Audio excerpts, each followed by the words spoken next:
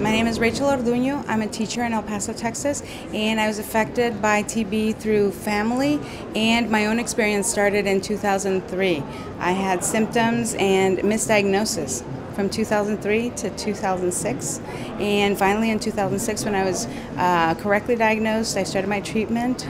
Unfortunately, because it had been so long in my system, I had to be in quarantine for 3 months and then completed my treatment in 9 months, which is a little bit longer than usual. Well, it was very painful to breathe. I mean, I had to be in bed, clutching my pillow, trying not to breathe too deeply, because the deeper the breath, the harder it was for my lungs to expand. And I have cavitations in both lungs, mostly on my left lung. So every time they would expand a bit, it was just pain. And I had started to bleed a bit, so I was coughing up pink stuff. And it was very painful. Unfortunately, some of the medications, when I started taking them, also did their thing on my stomach. I had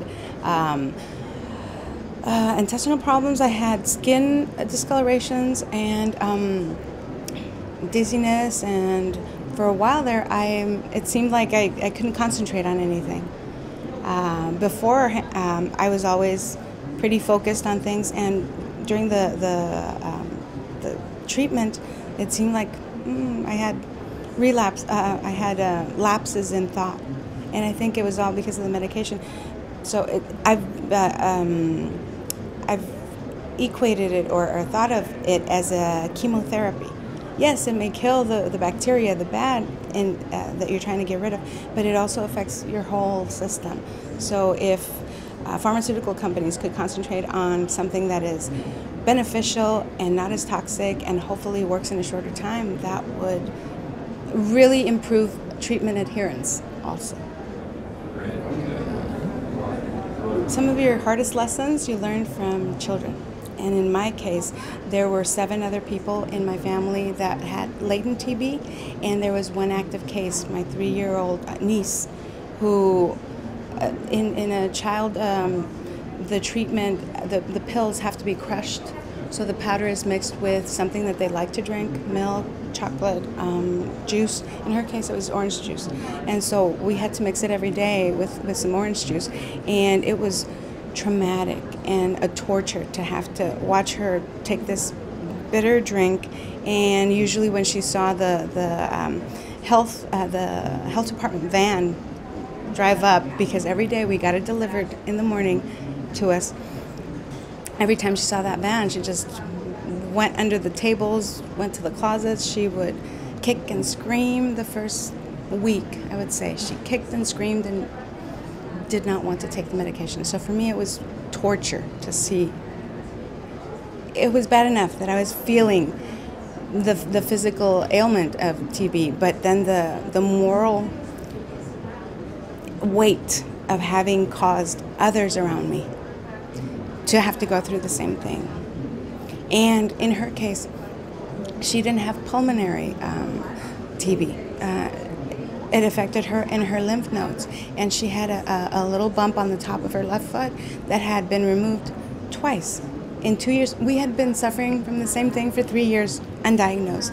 And in her case, she'd had surgery to remove that bump twice before I got diagnosed, then she got diagnosed, and the third time that it was removed, we asked the pediatric surgeon, to culture it for TB.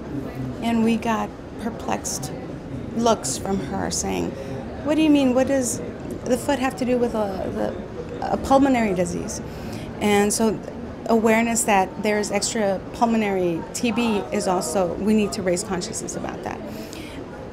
But in her case, finally, it was properly diagnosed as TB, an active TB case, and she started the treatment, but like I said, it was traumatic. And the first week was the hardest for me when she started her treatment. She started her treatment 2 weeks after I did. But she was so resilient. She showed me that, okay, the second week, she was saying, "Oh, Yoli, the department nurse, is here. Yoli's here. when am I getting my little drink? Because by then we had also gotten it down pat to a little syringe with one bitter gulp, but just one.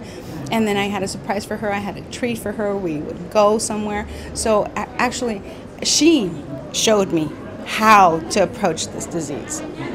If anything, I am very grateful that I had the whole family experience now, because some of these people, some of these pictures that you see around are people that have been affected by TB and they're completely alone. And that, to me, I think would be the saddest part of this disease, that some people are shunned by their family, friends, co-workers, and we really need to think that we could be in that same situation. We have to think of the world now is a very small place. The Andrew Speaker case is a perfect example. You get on a plane and you can go anywhere.